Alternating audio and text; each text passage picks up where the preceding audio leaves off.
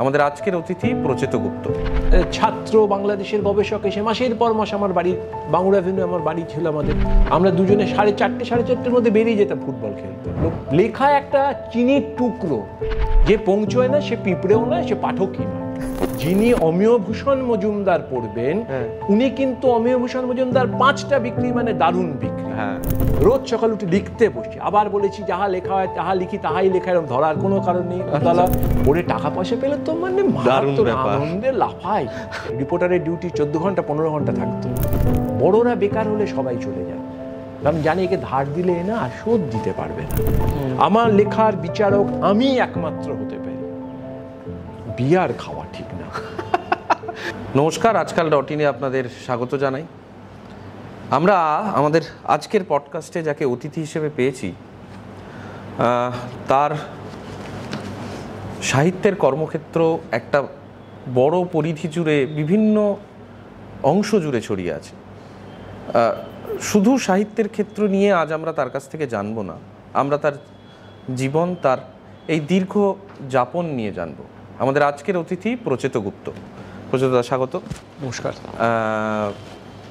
আমি প্রচেতদাকে প্রথমে যেটা জানতে চাইবো যে আজকের কিন্তু এই কথাবার্তাটা, এই আড্ডাটা খুব ওরকম ফর্মাল কিছু নয়, একটা আড্ডাই বলা যায়। যে আড্ডাটা বিভিন্ন সময়ে পড়েছি বা শুনেছি সাহিত্যিকরা দিতে খুব ভালোবাসতেন, আপনিও হয়তো ভালোবাসতেন বা ভালোবাসেন এখনও। আমি প্রথমে আড্ডার শুরুতে যেটা জানতে চাইবো সেটা হচ্ছে যে আপনি যে পরিবারে আপনার বেড়ে ওঠা, যে পরিবারের জন্ম, সেই পরিবারে সাহিত্যের গবেষণার, সাহিত্য নিয়ে পড়াশুনো করার একটা ছিল, একটা ইতিহাস ছিল। এই শুরুটা কিভাবে ছিল, মানে ছোটবেলাটা কিভাবে কেটেছে, ছোটবেলাটা কিভাবে সাহিত্যের সঙ্গে কোথাও কি কোনো যোগ ছিল না, কিভাবে ছিল? ধন্যবাদ উদ্দালক। আজকাল.ইন আমাকে মানে আমার কথা শোনার জন্য ব্যবস্থা করেছে, এর জন্য আজকাল.ইনকে অনেক ধন্যবাদ। আর তুই তো আমার এমনি খুব প্রিয় একজন ভাই বলবো, সহকর্মীর থেকে বড় কথা। নিজেও শিল্পকর্মের সঙ্গে, নাটকের সঙ্গে খুব ভালোভাবে জড়িত, সাংবাদিকতা করছিস ইত্যাদি প্রভৃতি। ফলে তোর সঙ্গে বসাটাও আমার কাছে একটা ভালো লাগছে বসতে। আশা করবো খুব কঠিন কঠিন প্রশ্ন করবি বা আমি খুব জটিল উত্তর দিয়ে সেগুলো থেকে এড়িয়ে যেতে পারবো। আর যারা শুনছেন, যারা দেখছেন, তাদের অনেক ধন্যবাদ। তারা আপনারা যে সময় বের করে আমার মতো একজন অতি তুচ্ছাতি মানুষের কথা শুনতে চাইছেন বা শুনতে বসেছেন, এটাও একটা আমার পক্ষে খুব ভালো, একটা খুব বড় ব্যাপার। আমি উদ্দালক অনেক যে পরিবারে আমি জন্মগ্রহণ করলাম, মানে লেখাপড়ার পরিবার ছিল। মানে আমি জ্ঞানত চোখ খুলে দেখলাম আমার বাবা, আমার মা সবটাই খুব লেখাপড়ার সঙ্গে যুক্ত। আমার বাবা ক্ষেত্রগুপ্ত, তিনি জাতীয় অধ্যাপক, তিনি পড়াশুনোই করতেন। কলকাতা বিশ্ববিদ্যালয়ের বাংলা সাহিত্য নিয়ে পড়তে গিয়ে অনেক গোল্ড, স্বর্ণ পদক পেয়েছেন। আমি তো জেনেছি দেখে পড়ে, মানে বাড়িতে মেডেলগুলো দেখতাম।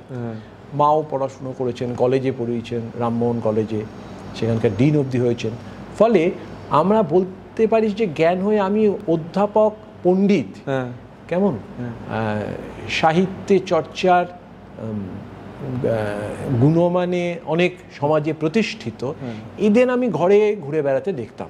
এই সমস্ত নিয়মিত ঘরে, মানে ঘরেই ঘুরে বেড়াচ্ছেন, এখান থেকে ঘরে যারা যাচ্ছেন, তিনি বিশ্ববিদ্যালয়ের অধ্যাপক, বা বসার ঘরে যে বসে আছেন তিনি একজন বড় প্রাবন্ধিক, কেমন ছাদে বেতের চেয়ারে যিনি চা খাচ্ছেন, জানতে পারলাম তিনি একজন চিন্তক। ফলে এদের মধ্যে প্রেশার না, কোনো প্রেশারের ব্যাপার ছিল না, এটা অভ্যেসের ব্যাপার। সবাই এরকম থাকলে তো অভ্যেস হয়ে যায় এক সময়, এটাই যেন নিয়ম। যেমন আলাদা করে নতুন করে কিছু মনে হতো না, কিন্তু যেটা হতো প্রচুর বই।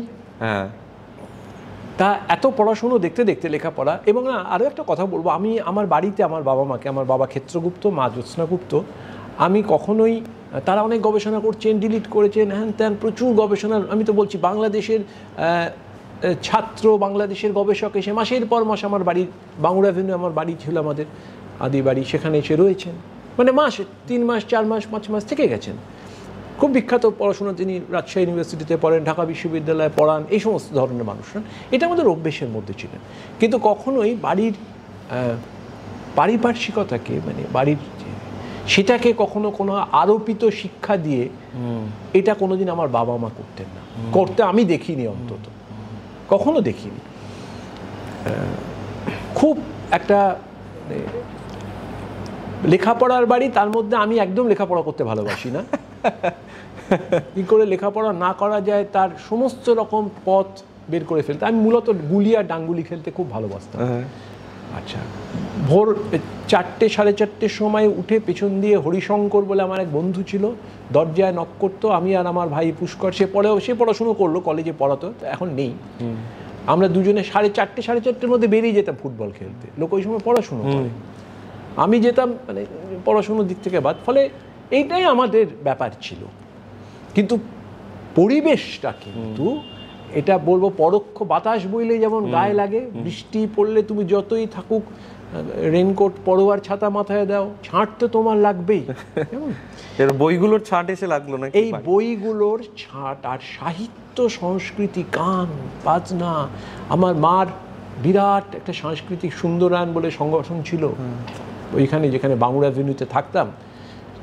তারা নিয়মিত অনুষ্ঠান করছে, মানে আমি ছোটোবেলায় দেখছি আমার গলির মোড়ে বর্ষামঙ্গল মা করাচ্ছে। একটা ছোট তখন পাড়া ছিল, মানে তার আগে একটু বলে নিই যে আমি যে জায়গাটা থাকতাম এখন একদম অন্যরকম, খুব কলকাতার উপকণ্ঠে। এখন তাকে কলকাতা 55 কিন্তু উপকণ্ঠে বাংলা অ্যাভিনিউ। সেই জায়গাটা না অনেকেরই ছোটোবেলা আমার বয়সের মতো জায়গায় তাই ছিল, অনেক বেশি আকাশ ছিল। হ্যাঁ, কেমন দোতলার বেশি বাড়ি ছিল না, অনেক সবুজ মাঠ ছিল, জল ছিল অনেক, রাস্তা কাঁচা রাস্তা ছিল, একটা হয়তো পিচের রাস্তা। সেই কাঁচা রাস্তায় বর্ষাকালে বর্ষা হলে ব্যাঙ ডাকতো গ্যাঙ্গর গ্যাঙ্গর গ্যাঙ্গর করে, জল ছপছপে আওয়াজ আমাদের কানে সবসময় লেগে থাকতো। শেয়ালের ডাক শুনতাম, মানে বাঙুর থেকে শেয়ালের ডাক শোনা যেত নিয়মিত। একটা বাস হয়তো কলকাতার দিকে 8টা 8:30 শেষ বাস কুয়াশার মধ্যে দিয়ে চলে যেত। এরকম একটা জায়গায় থাকলে মানুষের মনটা এমনিতেই গোলমাল হয়ে যেত, পাগলেটে হয়ে যাওয়ার কারণ। আর আমার বাল্য কৈশোর ওইটাই ছিল। আমরা মাঠ বের করে করে খুঁজতাম, প্রচণ্ড খেলাধুলো প্রচণ্ড ছিলাম।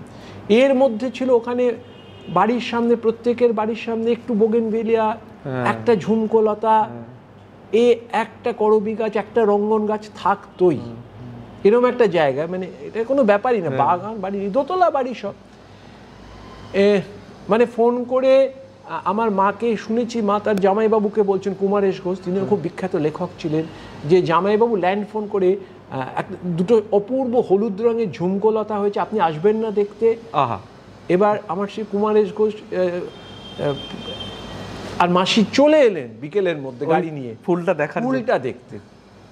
এইরকম ছিলাম, মানে এই অবসরটা বোধহয় আমাদের এখন আর নেই। কেউ বোধহয় ফুল দেখতে হয়তো জানি না, নিশ্চয়ই কোথাও না কোথাও আছে, না বললে ভুল হবে।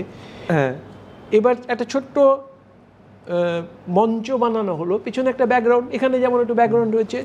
তো পূর্ণেন্দু পত্রী ওখানে পাড়ায় থাকতেন, আমরা পাড়াই বলতাম, সবাই থাকতেন। নীরেন্দ্রনাথ চক্রবর্তী, পূর্ণেন্দু পত্রী, বিশিষ্ট জনে শেষ ছিল না।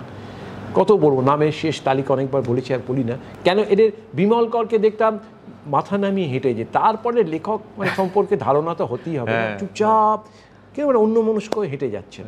তো মা বললেন, পূর্ণেন্দুদা কি করা যায় সন্ধ্যেবেলা প্রোগ্রাম, পিছনটা কি করবো, সামান্য সব মিলে এত খরচ হয়েছে, তখন 150 টাকার খরচ, মঞ্চ টঞ্চ বাঁধিয়ে দিয়ে গেছে একটা ডেকোরেটর, সব কিছু ব্যাপার না, গলির মোড়েই ওপেন এয়ার, কোনো মাথার উপর ছাদ। বলে তুমি কিছু না, খবরের কাগজ জোগাড় করে দাও তো। একজন এলো, কতগুলো খবরের কাগজ, একটু আঠা এলো, উনি কেটে কেটে বৃষ্টির কতগুলো ফোঁটা করে লাগিয়ে দিয়ে চলে গেলেন। এটা আমার চোখের সামনে আমার মনে আছে আজও, মানে দেখতে পাই। এবার তার সামনে বর্ষামঙ্গল হলো। আহা আহা, এইটা হচ্ছে শৈশব, এই হচ্ছে আমার বাল্য, শৈশবের থেকে। আবার এও বাল্য আমি দেখেছি, এর তো একটা প্রতিক্রিয়া আছে, প্রত্যেক ক্রিয়ার তো একটা প্রতিক্রিয়া আছে। উচ্ছন্নে যেতে না গিয়ে, এই অবস্থায় যে থাকে তাকে উচ্ছন্নে যেতেই হয়, না গেলে বিরাট কঠিন। শুধু চাকরি করব, অর্জন করব, ব্যবসা করব, বড় লোক হব, করলে ভালো করতাম। কেউ কেউ উচ্ছন্নে বেশি যায়, আমি হয়তো বেশি উচ্ছন্নে চলে যাই। আচ্ছা, প্রথম কোন বইটার সঙ্গে পরিচয় হলো আপনার, মনে আছে? এইটা আমার মনে থাকা কঠিন, মনে নেই। অনেকগুলো বইয়ের সঙ্গে পরিচয় হলো আমাদের বাল্যে। আমরা অনেকগুলো বাল্যকালে আমার বাড়িতে কিন্তু মূলত যেহেতু বাবা মা সাহিত্য চর্চার মধ্যে থাকতেন, মানে সাহিত্য তো করতেন না, ওরা নিবন্ধ প্রবন্ধ সাহিত্যকে বিচার বিশ্লেষণ করা, কেটে ছিঁড়ে দেখা, আলোচনা করা, গল্প গুজব এইসবের মধ্যে থাকতেন। তো নিজে তো গল্প উপন্যাস কবিতা শিখতেন না, প্রবন্ধ লেখা। আমার বাবা 200-র বেশি বই লিখেছেন, প্রবন্ধের বই। আমার মা তাও পরবর্তীকালে গল্প কিছু লিখেছেন। আমার নিজের ধারণা সেই জিনটা কিছু থেকে গেছে। গল্পের বইও ছিল মার 2-3টি, পরে সেসবগুলো উনি সরিয়ে ফেলেন যাতে আমরা না দেখতে পাই, আড়ালে থাকা লোক। তো আমাদের মনে আছে আমার বাল্য তখন তো খুব অনেক বইয়ের উদ্দালক, অনেক বাড়িতে অনেক আলমারি ছিল, তাক ছিল অজস্র, বই ভর্তি, কত বই যে আসতো তার সীমা পরিসীমা নেই। এবার অনেকে বলেন না তোমার লেখালেখির অনুপ্রেরণা কে, তোমার বাবা, তোমার মা। তুই হয়তো বলবি যে এই সময় এই প্রকৃতি যা দেখেছি তাই। আমি বলবো আমার লেখালেখির অনুপ্রেরণা একটা বেটেখাটো আলমারি, সত্যি একটা বেটেখাটো আলমারি। কোনো বাড়িয়ে বলছি না। একদিন দেখলাম একটা ওই ভ্যান রিক্সা করে আমাদের কাঁচা রাস্তা দিয়ে হেলতে দুলতে একটা আলমারি আসছে। একই এমনিতে বাড়ির অনেক সুন্দর সুন্দর অদ্ভুত অদ্ভুত আলমারি ছিল। মা বড়নগরের মেয়ে ছিল, ওখান থেকে সব নিয়ে টিয়ে অকশান থেকে মুক্তমুখ জোগাতে, পুরনো আসবাবপত্রের দোকান থেকে পুরনো দিনেরটা আবার পছন্দ করতো বেশি। তা বেটেখাটো আলমারি, আবার আলমারি। মা বলল যে এই আলমারিটা তোমাদের, 3 ভাই আমরা, আমরা স্কুলে পড়ি, দাদা অনেক উঁচু ক্লাসে পড়ছে, আমরা মাঝখানে পড়ছি, এই 3 ভাই তোমাদের। আমার দাদা পুষণ গুপ্ত, ভাই পুষ্কর গুপ্ত, আমি, এই 3 জনের আলমারি। নচেত দাদা একটু বড় বলে দাদাকে আমরা হাঁটিয়ে দিলাম আলমারির অধিকার থেকে। আমি আর আমার ভাই পড়লাম আলমারিটা নিয়ে। এবং উদ্দালক এই আলমারিটা ছোটদের একটা আলমারি, বই বলে শুধু তোমাদের বই থাকবে, পড়াশুনোর বাইরে তোমাদের যা বই তাই তোমরা এখানে রাখবে। ধীরে ধীরে আলমারিটা ভরে গেল, সব ধরনের পত্রিকা, অনুবাদ, অ্যাডভেঞ্চার, গল্পের বই। সে পুরো আলমারিটা মাথায় চলে গেল বই। আমাদের যে বন্ধুবান্ধবরা বই পড়তো, এটা একটা কল্পনার মধ্যে ছিল না কোনো ছোটদের বইয়ের জন্য কোনো বাড়িতে একটা আলমারি থাকতে পারে, আস্ত একটা আলমারি। উদ্দালক আজও আমি বলবো, আমরা যদি খুঁজে বেড়াই, অনেক কিছু খুঁজে বেড়াবো। এই কথাটা আমার বলার জন্য আমি আজকে এই জায়গাটায় নিজের কথার থেকে এটা বলা বেশি জরুরি। এই উদাহরণটা দিয়ে, একটা বাড়িতে, ছোটদের বাড়িতে দেখবে না তো বাবা মা কখনো, তার অভিভাবক কোনো দিন বলছে যে এই তাকটা তোমার, এখানে তোমার বই থাকবে, তোমার যা পড়াশুনোর বাইরে পড়াশুনোর টেবিল গুছিয়ে দেবে, সিলেবাসের বই ঝেড়ে ঝুড়ে রেখে দেবে, কত রেফারেন্স কিনতে পারো। বলবে না এই তাকটা, আলমারি তো দূরের কথা, যে এই তাকটা তোমার, এই তাকে তোমার সিলেবাসের বাইরে বই থাকবে। কারণ নেই, একটা তাককে দিতে পারেনি। আমি তাকটা দিতে পারলাম না, তাকে সিলেবাসের বাইরের বই পড়ার কথা বলতে পারলাম না। আমি উল্টে বড় বড় কথা বললাম যে এই যুগের বাচ্চারা বই পড়েন। আরে বাবা, তুমি দিয়েছো পড়তে কোনো দিন? ঠিক ঠিক। সেই ছেলে যখন চাকরি করলো আমেরিকা, জাপান, বিলেত, বাইরে না গেলে ভেতরেও যখন বাইরে গেল, তখন বয়স হওয়ার পর প্রথম তো গর্ব হলো, তারপরে মনে হলো যে ছেলেটাকে মানুষ করলাম, একটু আমাদের দেখছে না। এরকম তো অজস্র উদাহরণ আছে। আরে তুমি কি তাকে দেখতে হয় তার মনে সুখ দুঃখ বেদনা সম্পর্কের বোধ তৈরি করেছো? সে কি আর ফিজিক্স কেমিস্ট্রির বইতে শুধু লেখা পড়তে হবে? ফিজিক্স কেমিস্ট্রির বই তো থাকবেই, ডাক্তারি তো থাকবেই, ইঞ্জিনিয়ারিং তো থাকবেই। তার বাইরে যদি তুমি তাকে ছোটবেলা অপু দুর্গা না পড়াও, তাহলে তোমার তো মানুষ পুরো হওয়া আশা করাই যায় না। এইটা আমাদের দিয়েছিল। এই যে বই পড়লাম, আমার মনে হলো যে আমিও তাহলে তো লিখতে পারি, আমারও তো মনে অনেক কিছু আছে যা না বলে আমি পারবো না। আমার অবচেতনে এমন অনেক কিছু তৈরি হচ্ছে, এমন কথা, কারা যেন কথা বলে, কি যেন হয়, কি যেন ঘটনা দেখি। আমি তো অন্যভাবে কোনো প্রকাশ করতে পারছি না। আমি গাইতে পারি না, আমি অন্য কিছু আঁকতে পারি না, আমি তাহলে কি পারি? আমি লিখতে পারি। আমার বাল্য, আমার মনে আছে কৈশোরও খানিকটা, আমি প্রতিদিন রাত্রির স্কুলের পড়াটরা হয়ে গেল, হোম টাস্ক হয়ে গেল, পড়ার পর আমি কিছু না কিছু, আমার খাতা ছিল, বাবা খাতা কিনে দিতেন, আমি নিজের মনের মতো নিয়মিত মৌলিক কিছু লিখতাম, নিয়মিত লিখে ভাবতাম এটা পৃথিবীর শ্রেষ্ঠ সাহিত্য রচনা, হবেই হবে, এর কোনো বাইরে লেখা হয় না এমন কোনো ব্যাপারই নেই। তার মানে কনফিডেন্সটা সেই সময় থেকেই আছে। খুব ছিল। পরের দিন সকাল বা তারপরে সেটা পাতায় মুড়ে খামে ভরে বাবাকে বলতাম, বাবা তুমি অমুক পত্রিকার ছোটদের বিভাগে দিয়ে দাও, পাঠিয়ে দাও। বাবা কলেজ স্ট্রিট যেতেন, মানে ইউনিভার্সিটি রবীন্দ্রভারতী, তখন তো রবীন্দ্র জোড়াসাঁকো ছিল, দিতেন, হতো, এরকম যেত, হতো না, তখন ছাপা হতো না, সংখ্যা তাকিয়ে থাকতাম তাকিয়ে থাকতাম, বললাম বাবা কি ভুল ঠিকানায় দেয়, দিয়ে দেয় না। তখন আমি ঠিক করলাম পোস্ট অফিসের মাধ্যমে আমি নিজেই দেব। বাবা কিন্তু খাম, আমাদের সব ছিল, খাম কেনার পয়সা, স্ট্যাম্প লাগানোর পয়সা দিত, ওটাতে আমার ইন্টারেস্ট ছিল অনেক বেশি। খামে মুড়ে পাঠাতাম, একটা লেখাও ছাপা হতো না, একটা লেখাও ছাপা হতো না। আমি কিন্তু জানি এটা শ্রেষ্ঠ লেখা, সম্পূর্ণ আমার না লেখা ছাপার মধ্যে দিয়ে আমি গেছি। একটি পত্রিকা 50 বছর হলো, খুব বড় নামকরা পত্রিকা, খুব নামি দামি লোক তাদের সম্পাদনায় কাজ করেছেন। আমাকে বললেন যে তাদের এখন যারা দেখতে, এই তখন যারা দেখতেন 50 বছর, কয়েক বছর আগে, তো 5-7 বছর আগের কথা বলছি, 8 বছর, যে আমাদের 50 বছরে আপনাকে লিখতে হবে। আমি তো আপনাদের ছোটদের বিভাগেও চান্স পাই নাই, বড়দের বিভাগে পরে লেখার সুযোগ হয়েছে। বললো না কি কথা, আপনি লিখবেন না এই সময়, এরকম পত্রিকা এতদিন আমাদের ঐতিহ্য, আমি লিখতে দিতে হবে, যে আমি কোনোদিন চান্স পাইনি। বলো অবশ্যই। আমি কিন্তু লিখলাম যে কিভাবে পাঠাতাম এবং কিভাবে আমি চান্সই পেতাম না। পরে বুঝেছি ঠিক, আমি যদি সম্পাদক হতাম ছিঁড়ে ফেলে দিতাম, আমার ঢুকতেই দিতাম না ওই খাম। কিন্তু এটা আমার, এই যে বলবো না, যত বড় হতে শুরু করলাম, আমি বলবো, আমি যা খুশি নিজের মতো কিছু ভাববো, নিজের কল্পনাটাকে একটা জায়গায় এনে দেখবো, এটা আমার বাল্য বয়স থেকে হলো। খুব তারপর যখন তারপর আপনার পড়াশোনাটা তো সম্পূর্ণ অন্য একটা বিষয় নেই, মানে ইকোনমিক্স, সাহিত্য তো না, ইকোনমিক্স তো পড়ে, আমি সে তো অনার। তার আগে পড়াশোনা যে আমি খুব ভালো করেছি তো তা না, ভালো পড়াশোনা বললাম প্রথমেই, মানে মাধ্যমিক টাধ্যমিক শেষ, মানে শেষ ল্যাপে দৌড়ে জিতেছি, কোচের ব্যাপার, তাছাড়া হতো না। কলেজে পড়া, তারপরে তো আপনাদের সময় তো 11-12টা কলেজে পড়লাম, স্কটিশ চার্চ কলেজে গিয়ে ভর্তি হলাম, গিয়ে বিজ্ঞান নিয়ে ভর্তি হলাম। মাধ্যমিকে এমন বোকার মতো বেশি নম্বর পেয়ে গেলাম, তখন সকলে ভাবলো যে বেশি নম্বর পেলে বিজ্ঞানই পড়তে হবে, বিজ্ঞানই হবে। এবার বিজ্ঞানে যে কিছুই বুঝি না, সেটা তো মানে মাথায় ঢোকে না, বুঝি না, এটা কি করে বোঝাই। বাড়ি থেকে চাপ দেয়নি, আশা ছিল যে দু ভাই জমজ ছিলাম, একজন ডাক্তার একজন ইঞ্জিনিয়ার হলে বোধহয় খারাপ হবে না। তা দুজনেই আমরা ঠিক করলাম কলেজে গিয়ে আর যাই হোক ডাক্তার ইঞ্জিনিয়ারের দিকে আমাদের যাওয়া চলবে, এইভাবে নিজেকে তৈরি করো। ওই সময় আমি লেখালেখি, এখন এই সবই তো জীবনের মধ্যে ঢুকতে শুরু করলো।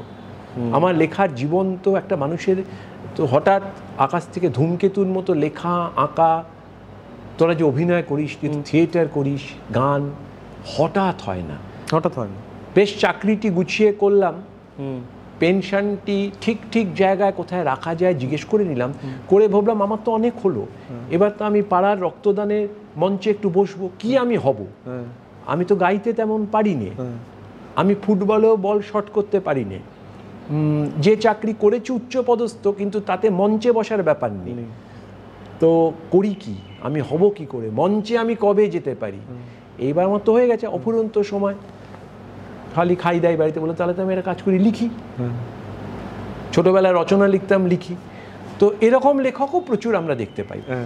হ্যাঁ, দোষ কিছু নেই, লেখেন, চুরি তো করেন না, খুব ভালো, কিন্তু মানে এটা হয় না, এটা হওয়ার নয়, ও জিনিস অন্য কিছুই, এটা হওয়ার নয়। আমি যেমন বিজ্ঞানটা আমার হওয়ার নয়, ওটার জন্য জানতো, মাথায় মেধা থাকতো, আমার মেধা ছিল না। তো যাই হোক, ওই সময়টা আমার খুব বড় গেছে। মানে আমি ওই যে আমার কলেজের 11-12 ফার্স্ট ইয়ার সেকেন্ড ইয়ার 11-12 পড়ার পর কলেজে অনেক, আমার দিকটা খুলে গেল অনেকটা, মানে আমার বদলে গেল। আমি যত বড় হচ্ছি কলেজ জীবনে পড়ার পর, এটা কত সাল হবে? আমি তো ওই 78 শেষ করে 69-70 আমি 11-12 ভর্তি হয়ে গেলাম। 78 শেষ, যখন রেজাল্ট বেরোনোর পর মধ্যে কথা, তখন তো একটা রাজনীতিরও একটা খুব বিরাট রাজনীতি, সেটাও আমি আসবো। একদিকে রাজনীতিতে খুব জড়িয়ে পড়লাম, রাজনীতিতে ভীষণভাবে জড়িয়ে পড়লাম। একটু আধটু লিখতাম, খুব বেশি লিখতাম না, একটু আধটু লিখতাম, খুব কম।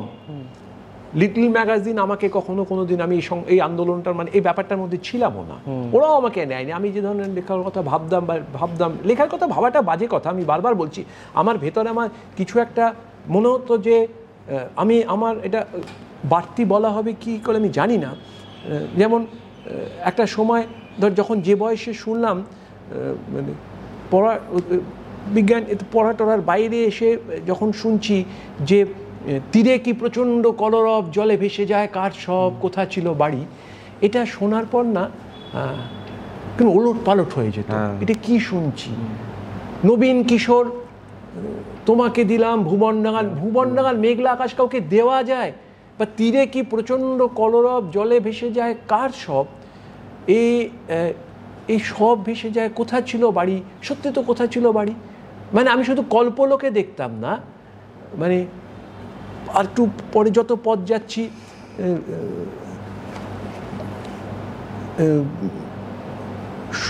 ছেলে গেছে বনে ফিরবে না হয়, বোন কেমন সে বোন, কেমন সে বোন, এটার কিন্তু কোনো মানে বুঝতে পারতাম না, কিন্তু কিছু একটা মনে হতো না, একেবারে ওলট পালট হতো, মানে হাহাকারের মতো তৈরি হতো।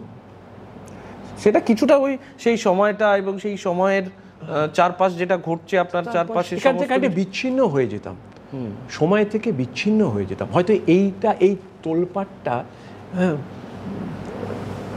ভালোবাসি, শুনলাম গান এরম হতে পারে, ভালোবাসি জ্যোৎস্নায় কাশবনে ছুটতে, কেমন ছায়া ঘেরা বনপথে হাঁটতে, এবং তারপরেই সেই গানের অন্য পংক্তি আবার বলছে যখন শুনছি গান, আমি ওই বয়সে শোনা মানে শেষ কৈশোরে শুনছি, এই পরে যখন আমার বলছে তবুও কিছুই ভালো যে লাগে না কেন, উদাসী পথের মাঝে মন পড়ে আছে। মন কোনো পড়ে থাকে, পথ কখনো উদাসী হয়? এই পথ উদাসী, মন পড়ে থাকা মনে তো আমাকে খুঁজতে হবে, মানে আই টু রিচ, আমাকে পৌঁছতে হবে ওখানে। সেই বাঙুরের শৈশবটা কেটে গেছে, বাঙুরের শৈশবের সেই সময়টা কেটে গেছে, আলমারিটা চলে এসছে বাড়িতে, সেই শৈশবের আলমারি থেকে বেরিয়ে আপনি চলে এলেন স্কটিশ চার্চ কলেজে, এবং সেই সময়টা রাজনীতিটা চারিদিকে পাল্টে যাচ্ছে, সমাজটা কেমন একটা অন্যরকম হয়ে যাচ্ছে, এবং তার সঙ্গে এই গান কবিতাগুলো আপনার কাছে এসে পৌঁছচ্ছে। উদ্দালক, আমি আরেকটু বলে নিই, এই যে সময়টা আমি বাল্যে কিন্তু উত্তাল রাজনীতি দেখলাম, কংগ্রেসের আন্দোলন, নকশাল আন্দোলন, ভয়ঙ্কর ভাবে, তখন মানে বাইরে ধুম ধুম করে গলিতে বোমা ফাটছে, জানলাগুলো বাবা লাইটগুলো নিভিয়ে দিচ্ছে, এইটা আমরা পাড়া ছাড়া হয়ে গেছি কংগ্রেস আমলে। আমার মনে আছে আমরা পাড়া ছাড়া, আমরা গৃহহীন, আমরা গিয়ে পুরীতে রয়েছি, পালিয়ে রয়েছি, দেওঘরে রয়েছি।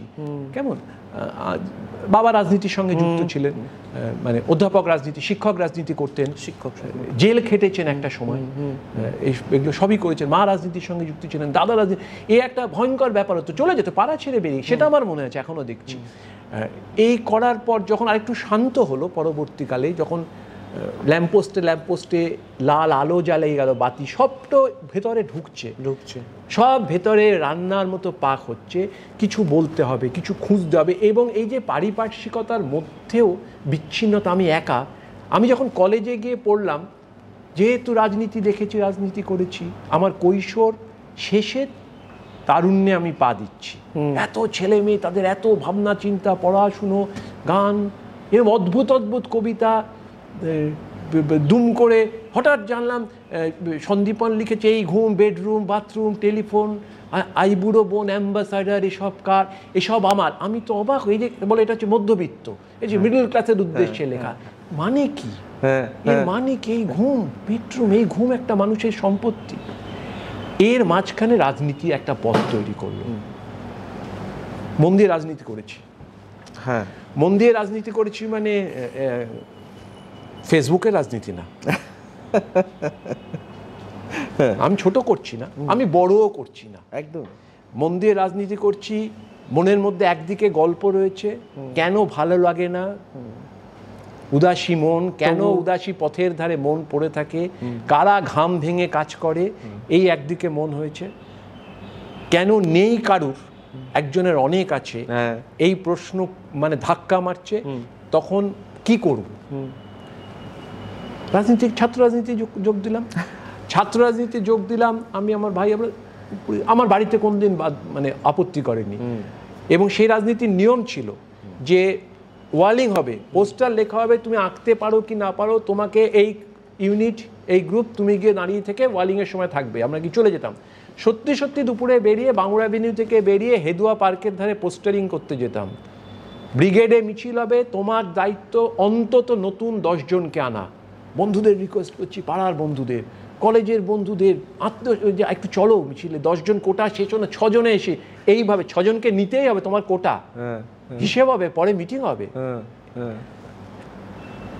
ডিউটি পড়ছে কিরকম, যে উল্টোডাঙ্গা বস্তিতে মিছিল করতে হবে, ইলেকশন হচ্ছে, ইলেকশনে দাঁড়াচ্ছে, তোমাদের মিছিল হবে, তোমাকে আসতে হবে, মানে সব ইউনিট আসতে হতো। মানে রাজনীতি করতে হচ্ছে ওই রকম ভাবে আর কি। দুপুর রোদে, পুজোর সময়, ওই বয়স প্রেম করার বয়স তখন, পুজোর সময় প্রেম না ছড়ে বাঁচবো কি করে।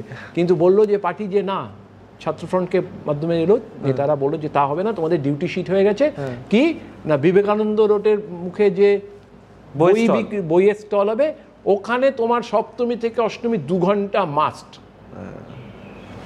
বাড়িতে সেভাবে বলতেও পারতাম না যে কি করতে এতটা রাজনীতি, কিন্তু করতাম। আবার করতে গিয়ে এই রাজনীতিতে ধাক্কাও খেলাম, বিরাট ধাক্কা খেলাম, বললাম না, রাজনীতির মতো চলো, সংঘাতের মতো হলো। সেই সংঘাতও জীবনে কাজ করলো।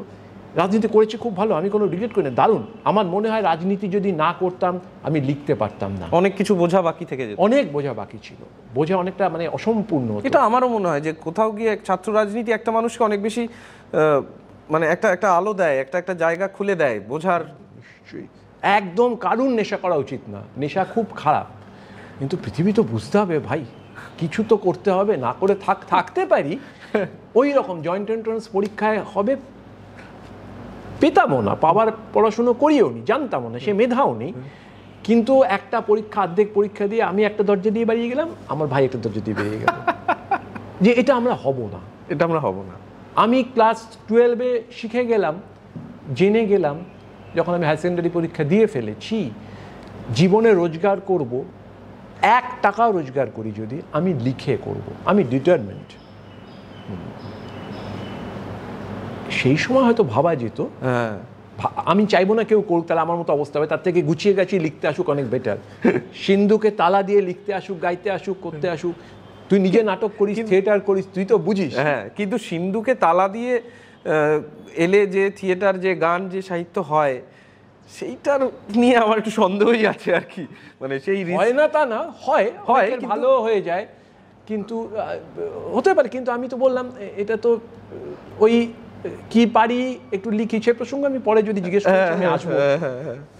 তো ওইটা করতে গিয়ে চলে গেল, লিখে রোজগার করব।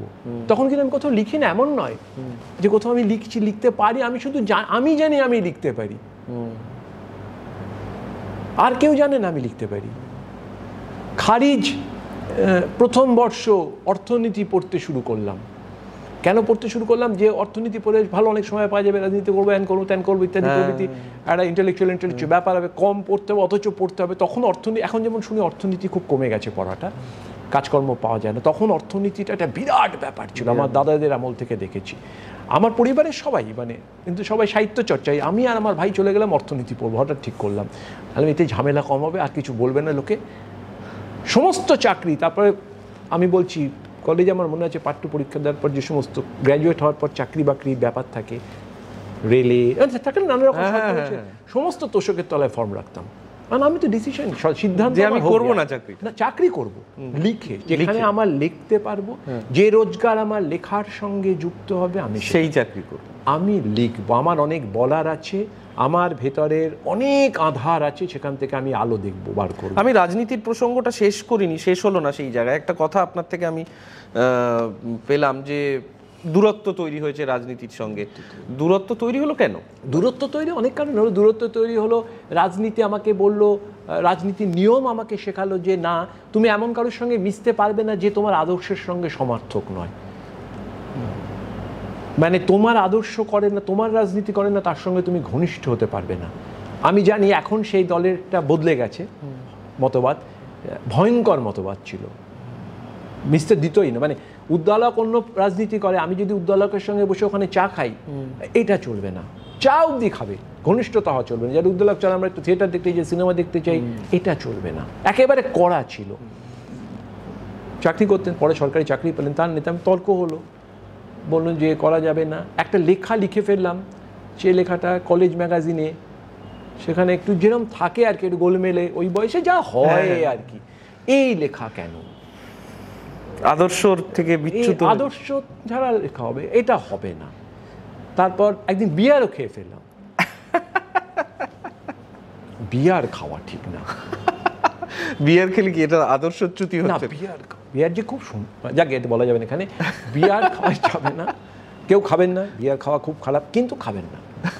তো এটা তো দেখলাম এইভাবে তো আমি চলবে না, হবে না, আমার এটা চলবে না, ওনাদেরও চলবে না, আমারও চলা সম্ভব না। মানে খুব এই বয়সে এতটা স্বাধীনতা ভেঙে করতে পারবো না। তারপর গানের দল তৈরি হলো, এক্কা নামে একটা গানের দল হলো, তার সঙ্গে যুক্ত হয়ে গেছিলাম, মহাকাশের গান। সেখানে মানে তথাকথিত কোট আন কোট যেহেতু গণসঙ্গীত ছিল না, এটার মধ্যে তোমাদের থাকার দরকার কি, বাংলা ব্যান্ড এক্কা তৈরি হচ্ছে, তো এগুলো তো চলবে না। আমি এইবার মোটামুটি যে সময়টায় লেখালেখিতে আপনি মোটামুটি ঠিক করে নিলেন যে লেখালেখি করবেন, লিখে উপার্জন করবেন, লিখে উপার্জন করবেন, এবার সেই দরজাটা খুললো কবে? কাগজে বিজ্ঞাপন দেখলাম একটি সংবাদপত্রের, আসছে নতুন পার্ট 2 পরীক্ষা দিয়েছি, সংবাদপত্র আসছে, সেখানে শিক্ষানবিশ সাংবাদিক নেওয়া হবে। আচ্ছা আচ্ছা, খুব ভালো কথা। আমি আবেদন করলাম। কিন্তু আপনি সাংবাদিকতার করবেন এটা এটা এটা ভেবে জানতাম সারা বিশ্বে বহু লেখক, এখানকার বহু যাকে দেখছি সে সংবাদপত্রের সঙ্গে লেখকরা যুক্ত। সুনীল গঙ্গোপাধ্যায়, শীর্ষেন্দু মুখোপাধ্যায় থেকে অতীন বন্দ্যোপাধ্যায়, সন্তোষ কুমার ঘোষ, বিমল কর, সব সাংবাদিকতার সঙ্গে যুক্ত। হ্যাঁ, তখনও অত বিদেশ তখনও জানি না, তখনও তো বিদেশটা বুঝিনি। এবারে তাহলে লেখালেখির সঙ্গে থাকা যায়, আর সাংবাদিকতা লিখে তো আমার উপার্জন। তো আমি আবেদন করলাম, আবেদন করার পর পরীক্ষা দিলাম, বিরাট পরীক্ষা টরীক্ষা ইত্যাদি প্রভৃতি নানা রকম এখনকার অনেক জ্ঞানীগুণীরাও পরীক্ষা দিলেন। সামহাউ আমার মনে আছে, আমি নাম বলবো না কাদের, কিন্তু অনেক ইন্টারভিউ ছিল বিরাট সংবাদপত্রে, সেই সংবাদপত্রের ইন্টারভিউতে তো একটা প্রশ্ন যেমন সবাই নিচে লিক করে গেল যে তুমি শেষ কি বই পড়েছো, ওপরে বাঘা বাঘা লোকেরা বসে ইন্টারভিউ নিচ্ছে, জিজ্ঞাসা এই প্রশ্নটা করছে, তুমি কি শেষ কি বই পড়েছো। এইসব বাপ রে বাপ, তার মধ্যে যুক্ত এমন তার বই সবাই বলতে শুরু করলো, যা ঘটে থাকে হয়তো আমি জানি না, শুনতে বলে এখন হয়তো এরকম ধরনের ইন্টারভিউতে সেরকম খুশি হবে কিনা। আমি বোকার মতো বলে বসলাম আমি পুজো সংখ্যা পড়েছি। আমার চাকরিটি হয়ে গেল। বাহ, তাহলে সেই চাকরি জীবনটা শুরু হলো। এই লিখে আমি সাংবাদিকতা করে আমি উপার্জন শুরু করলেন 600 টাকা, 600 টাকা মাইনে সেই সময়। আচ্ছা, এইবার তখন আমার পার্ট 2 রেজাল্ট বেরোয়নি উদ্দালক। বাহ, আমি নিশ্চিত, একটু ছোট ব্যাপার আছে, পার্ট 2 রেজাল্ট না বেরোলে আমি নিশ্চিত চাকরি। বাবা মা আমার বাড়িতে সবাই পড়াশুনো করেছেন, মানে পড়াশুনো। আপনাকে কেউ অধ্যাপক হতে বলেনি? অধ্যাপক তো হতে বললে অধ্যাপক হওয়া যেত না তখন তো ব্যাপার আমি জানি না এখন হওয়া যায় কিনা, আজ আমি অধ্যাপক হবো বলে এরকম না, বাড়ির লোক বলেনি যে তুমি একাডেমিক্সে থাকো, পড়াশোনা করো। একাডেমিক্সে থাকো আমার বাড়িতে বাবা মা কখনো বলতেন, আমার বাবা কখনো এরকম বলতেন না, আমার মাও যেরকম কখনো বলতেন তা না। ছেলে একদম পড়াশুনো করছে না, গোল্লে উচ্ছন্নে যাচ্ছে, কি বলবে না। একটু আধটু লিখতে শুরু করেছি, কলেজে মৃণাল সেনের ছবি খারিজ দেখে এসে বিরাট রাগ হলো, এটা একটা ছবি।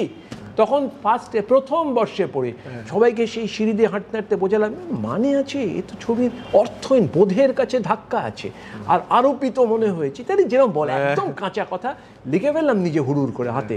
লিখে আমার স্ট্রিটে তখন আজকাল অফিসে গিয়ে চিঠিটি জমা দিয়ে চলেও এলাম। সন্দীপন চট্টোপাধ্যায় চিঠি দেখতেন, চিঠি বিভাগ হই হই করা চিঠি, প্রিয় সম্পাদক, চিঠি বিভাগ যেরকম হতে পারে ভাবা যায় না। তো সেই চিঠি বিভাগে একদিন সকালবেলা দেখি বড় করে ছাপা হয়েছে প্রচেতগুপ্ত প্রথম বর্ষ অর্থনীতি বিভাগ, স্কটিশ চার্চ কলেজ, খারিজ কোনো ছবিই নয়। এই রে, আমি তো এই কেলেঙ্কারি মৃণাল সেনের খারিজ কোনো ছবিই নয়, মানে কত বড় পাকা হলে কতখানি, মানে এখন যে আমি ছাপতে বসে আমার হাত দিয়ে এরকম বেরোবে, সে সাহসও পাবো, সাহসও ছিল। প্রথম বর্ষটা লিখে তুমুল গালাগালি, মানে চড় হাতের কাছে পেলে পাঠকটা চড়। আমি বলতে চাইছি এটা আমার পাকামি না, আমার ভেতরের যে তাড়না, বলার তাড়না, সে সত্য তাড়না ঠিক হয় না, তাড়না তো ভুলও হবে, ভুল হলেই তো তবে তাড়না ঠিক, সেইটার মধ্যে খুব ঢুকে গেলাম মুক্তলা, ওটা থেকে বেরোতে পারলাম না। পার্ট 2 রেজাল্ট বেরোলাম, আমি আর পড়বো না। তখন কাঁটা কলেই অর্থনীতির MA পড়ানো হতো, স্নাতকোত্তর একটা কাঁটা কলে শুধু পড়ানো হতো, প্রায় আর বোধহয় যাদবপুরে একটু পড়ানো হতো, মানে মূল ভিড়টা কলকাতা বিশ্ববিদ্যালয় সবাই ওই বরানগরের কাঁটা কল গিয়ে ভিড়টা হতো। তো সেই কাঁটা কলে খুব স্তীমিত ভালো ভালো ছেলে মেয়ে তখন, কিন্তু বাপ রে বাপ, আমি নির্ঘাত পাবো না। আমি ভাইকে ফিট করে দিলাম যে দেখ আমি যদি না পাই, আমার বাড়িতে বলে দিল যে তোমাকে MSc তখন MSc পড়তেই হবে, তুমি যদি মোটের ওপর রেজাল্ট করে গেছো, ফেল করবে বলে ভেবেছিল, ফেল করোনি, পার্ট টু ইকোনমিক্স বেরিয়ে গেছো, ইকোনমিক্স একটা অনার্স হয়েছে, এবার পড়তে পারে। কী করে আমি আটকাবো? আমি তো পড়তে পারবো না, পড়তে চাইও না, পড়তে পারবো না। আমার ভাই বলে কোনো চিন্তা নেই, অনেক ছেলে মেয়ে, তোর নাম উঠবে না। তখন ওই সব নাম তোলাতুলির কোনো ব্যাপার ছিল না, আমার নাম উঠবে, তোর নাম উঠবে না। যথারীতি নাম লিস্ট বেরোলো, আমার নাম উঠে গেল, মাথায় আমার হাত। আমি তো পড়বো না, আমার পড়ার আরেকটা, আমি যদি পড়ি আমাকে যদি অন্য কোনো চাকরি নিতে হয়, তাহলে তো সব প্ল্যান, আমাকে যদি স্কুলে পড়াতে হয়, কলেজে পড়ানোর যোগ্যতা হয়, আমাকে যদি কোনো একটা সরকারি চাকরি, আমি তো মরে যাবো, কাজ আমি পারবো না। কি সুন্দর সাংবাদিকতার কাজ, মানুষে রোজ কত ঘটনা, মানুষকে দেখছি, চিনছি, নিজেরা বাংলা সেন্টেন্স নিয়ে আলোচনা করছি, এই তো আমি চেয়েছিলাম। পাশের ছেলেটা ঝকঝকে, ও পাশের মেয়েটা ঝকঝকে, আমি তো আমার জীবন দিকে হয়ে গেছে। তখন আমি বললাম পড়বো না, তখন না পড়তে হবে। তখন আমি অনুমতি নিলাম, 1 বছর 2টো সেমেস্টার ছিল, ফার্স্ট সেমেস্টার, সেকেন্ড সেমেস্টারটা দেবো। অসীম দাশগুপ্ত, বিপ্লব দাশগুপ্ত পড়াচ্ছেন, ফার্স্ট সেমেস্টারটা দেবো, অবধারিত ফেল, নাম কাটা, ভেরি গুড। আমি ফার্স্ট সেমেস্টারটা, মানে আমি ডিউটি করে এসে রাত্রিরে করতাম, মানে চাকরি ডিউটি করে, চাকরি বিরাট, রিপোর্টারের ডিউটি 14 ঘন্টা 15 ঘন্টা থাকতো।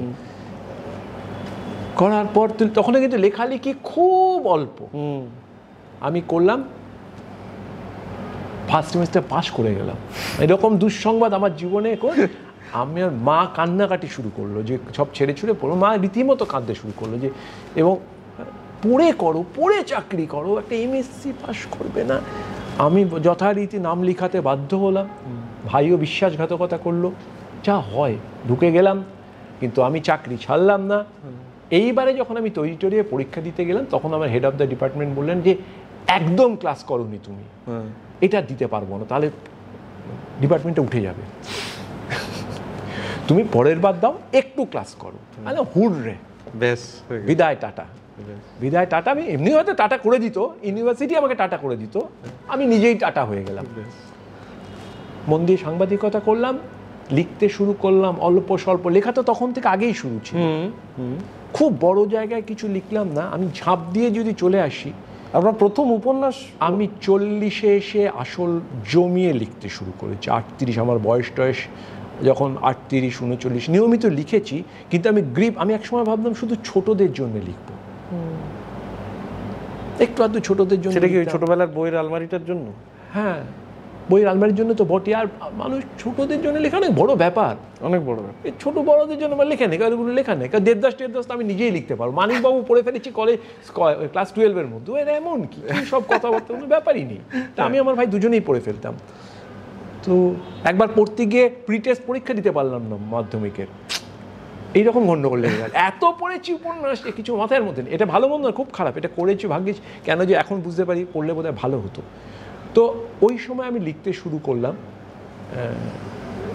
লিখতে খুব মন দিয়ে বেশি লিখতে শুরু করলাম। আমার একটা ফেজ গেছিল চাকরিহীন অবস্থায়, চাকরি করে ওই প্রথম ফেজের চাকরির পর, প্রথম ফেজে চাকরি করছি, তারপর আবার এসে আমি অন্য প্রতিষ্ঠানে যুক্ত হলাম।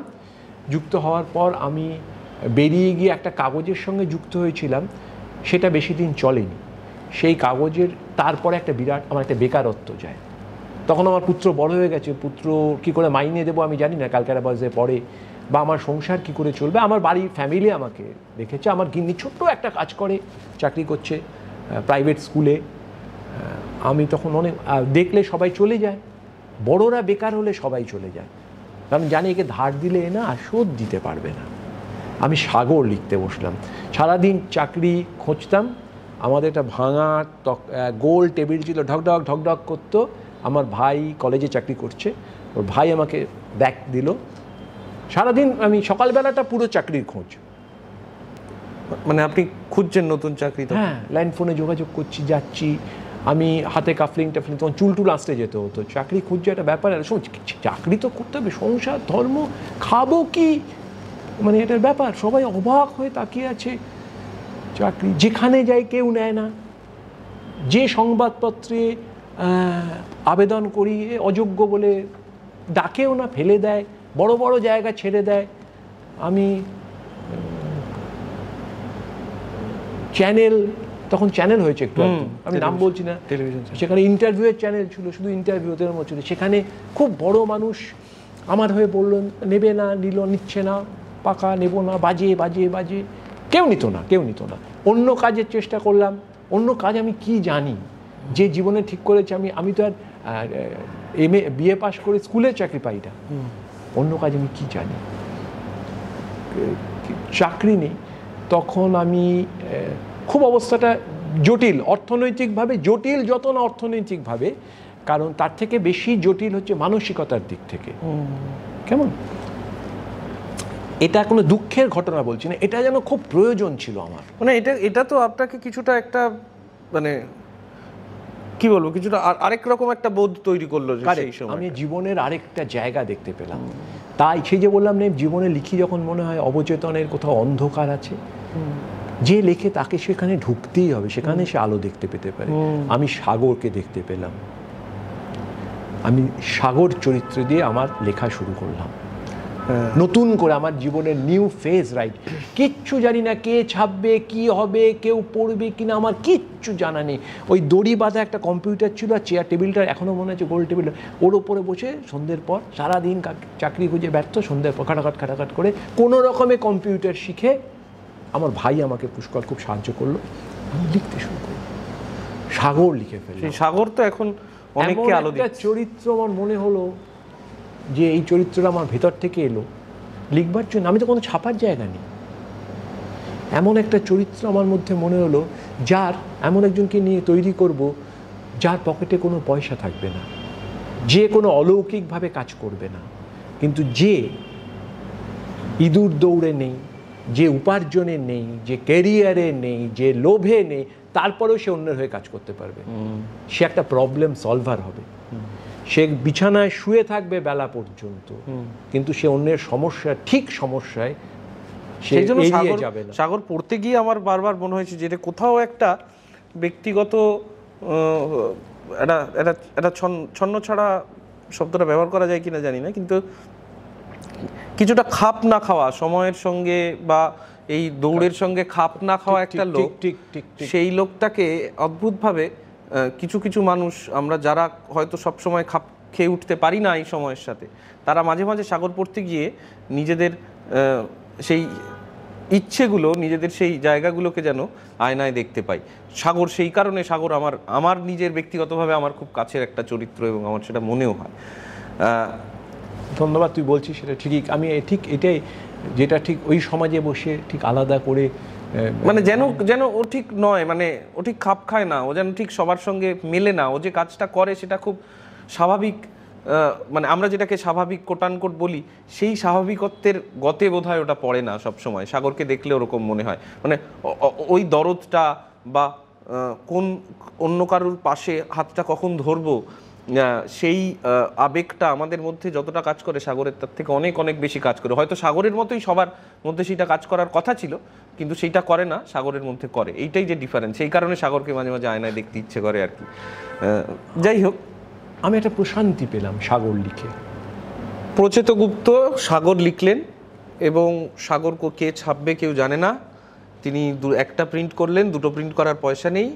সেই প্রচেতগুপ্তর বাড়ির সামনে এখন প্রকাশক অপেক্ষা করে যে একসঙ্গে শারদিয়ায় এতগুলো লেখা লিখতে হয়, এতগুলো বিভিন্ন ধরনের লেখা, সাময়িক পত্রের নিয়মিত লেখা, ধারাবাহিক উপন্যাস বিভিন্ন জায়গায় লেখা। এটা কি খানিকটা একটু রাজার মতো মনে হয়, কলারটা তুলে নিয়ে একটু বসতে ইচ্ছে করে না? না, একটা কথা আমি বলছি যে না, অতটা কিছু না, কিন্তু প্রকাশকরা, আমার এটা একটা কি বলবো, পেয়ে গেছি। আমার পিতৃদেব বাবা খুব বলতেন যে বাংলা সাহিত্যে লেখক, নিজেকে লেখক বলিস না কখনো। আমি সেটাও বুঝেছি। বাংলা সাহিত্যে এত বড় বড় সব গ্রেট লেখক আছে, মনীষী, বলছে এরা হচ্ছে এক একটা দার্শনিক আছেন আমাদের বাংলা সাহিত্যে। মানে ধুম করে লেখক বলিস না, কিন্তু ঘরে বলি বাইরে ধুম করে লেখক বলিস না। আমার বাবা খুব উৎসাহ দিতেন। হ্যাঁ, মানে আমার প্রথম বইয়ের পর বাবা তো চোখে জল এসে গেছিল। বাবা আমার নীলালোর ফুল যখন আমার প্রকাশ হয় ইত্যাদি প্রভৃতি, সে তো অনেক ব্যাপার। কিন্তু লেখক নিজেকে আমি উদ্দালক, আমি জানি এটা কোনো বিনয়ের কথা না। এটা এটা আমি খুব ভালো করে জানি, আমি পরিষ্কার বলছি। লিখলেই লেখা হয় না। বসলুম আর লিখলুম, যাহা লিখিলুম তাহাই লেখা হয় না। সবাই চেষ্টা করতে পারে, অনেকে চেষ্টা করতে পারে, কিন্তু সেটা লেখা নয়। দুমলাটের মধ্যে শক্ত শক্ত দেখতে কাগজের মধ্যে কিছু পাতা ছেপে রাখলে সেটা বই নয় উদ্দালক, সেটা তুইও ভালো জানিস। যেমন মঞ্চে উঠে কিছু সংলাপ বললেই তার থিয়েটার নয়। ঠিক ঠিক ঠিক ঠিক। চলো না, আমি এটা দেখেছি যে মানে আপনার লেখার মধ্যে মানে বিভিন্ন সাহিত্যিকের উপন্যাসের ধরন তো বিভিন্ন রকম হয়, মানে তার মধ্যে যে উপাদানগুলো থাকে, তার জীবনের দেখা মূল্যবোধ। আমি দেখেছি যে আমার যে শহরটায় আমি যে শহরটার মধ্যে আমিও একটা মফস্বল থেকে এসে পড়েছিলাম, যে শহরটায় দেখেছি ব্যালকনিতে একজন পাইচারি করে বই পড়ছে, সেই অম্বার মতো। হ্যাঁ, শীত খুব দূরে নয়, রম্বা যখন ওই পাইচারি করে করে বইটা পড়ছিল, আমি ছবিগুলো দেখেছি। এবং ওই যে প্রলয়বাবুর পরিবারের যে ক্রাইসিসটা, যে এর একটা মধ্যবিত্ত পরিবার, একটা পাড়ায় একটা নাম আছে, কিন্তু সেই বাড়ির ছেলেটাকে পুলিশে ধরে নিয়ে গেল, সেই বাড়ির মেয়েটা একজনকে ভালোবেসে বিয়ে করলো যার কথা বাইরে প্রকাশ্যে বলা যায় না। এই যে ক্রাইসিসগুলোকে আপনি ধরছেন, যে জায়গা থেকে ক্রাইসিসগুলোকে ধরছেন, এগুলো তো ভীষণ, মানে আমার আশেপাশে শহরের মফস্বলের মধ্যবিত্ত বা উচ্চ মধ্যবিত্ত এই পরিবারগুলোর মধ্যে থেকে উঠে আসা এই যে ছবিগুলো, এই ছবিগুলো ভীষণ মনে হয় যেন একদম জেরক্স করে দেওয়া। মানে এই ছবিগুলো যেন মনে হয় যে, আমার মনে হয় আরে কি করে প্রচেতদা এইটাকে আইডেন্টিফাই করলেন, এটা তো আমিও দেখেছি চোখের সামনে, কিন্তু উনি এটাকে নিয়ে উপন্যাসে নিয়ে চলে যেতে পারেন, এটা উনি সাজিয়ে তুলতে পারেন। এই যে দেখাটা এবং দেখার সঙ্গে সেইটাকে প্রসেস করে লেখার মধ্যে যাওয়াটা, এই পদ্ধতিটা কিভাবে আপনি, মানে একটা তো ব্লটিং পেপারের মতন আপনি সবসময় লোকগুলোকে দেখছেন, হয়তো দেখে দেখে সেই লোকগুলোর কাছ থেকে, সেই লোকগুলোর মধ্যে থেকে, সেই লোকগুলোর ইমোশনগুলোকে খুঁজে বার করে সেগুলোকে লেখায় নিয়ে যাচ্ছেন। এই জারণটা, এই পদ্ধতিটা, এই যাপনটা কিভাবে দীর্ঘ সময় ধরে বজায় রাখেন? একটা সাগর, একটা উপলব্ধির জায়গা থেকে আপনি লিখলেন, কিন্তু টানা এই কাজটা করে যাওয়া, এটা কিভাবে করে? এক নম্বর হচ্ছে, আমার মনে হয় সকলের ক্ষেত্রেই তাই, নিজে থেকে চলে আসে নিজের। আমি যদি বারবার বলছি, আমার চেতন, আমার অবচেতন, এই জিনিসগুলো যদি আমার থাকে, ঠিক থাকে, আমি সেখানে যদি, আমি তো আসলে একজন স্রষ্টা সাধারণত আলোই খোঁজে, হাতে সে আলো নিয়েই যায় বাবা। সে আলোটা দুঃখের ওপরও পড়তে পারে, সে আলোটা সুখের ওপরও পড়তে পারে, বেদনার ওপর পড়তে পারে, মিলনে পড়তে পারে, আবার বিরহেও পড়তে পারে, কিন্তু সেটা যা পড়ে তাহা আলো। একদম। যার হাতে আলো নেই সে স্রষ্টা নয়। বিজ্ঞানের ক্ষেত্রেও তাই, আলো তো পড়বে, পরমাণুর ওপর আলো তো ফেলতে হবে, তারপর সে বোমা বানাবে নাকি সেটা ওষুধে লাগাবে, ক্যান্সারের চিকিৎসায় লাগাবে, সে অন্য কথা, ওটা তো আলো। এই আলোহীন লেখা আমার মধ্যে আছে কিনা জানি না, আমার মধ্যে কি আছে তো আমি জানি না, আমার দেখতে ভালো লেগেছে। আমার মনে হয়েছে যে এই যে মানুষ, এই যে উদ্দালক বসে আছে, ওকে আমি দেখছি, এই উদ্দালকের ভিতরে আরেকটা উদ্দালক, কি ভেতরে সেই উদ্দালক আরেকটু উদ্দালক আছে বলা ভালো, আরেকটু উদ্দালক আছে, এই কাপটার মধ্যে আরেকটু কাপ আছে যদি আমি ভাবি, তেমনি এই উদ্দালকের মধ্যে আরেকটু উদ্দালক কি আছে, এইটা আমি দেখতে ভালোবাসি বা চেষ্টা করি।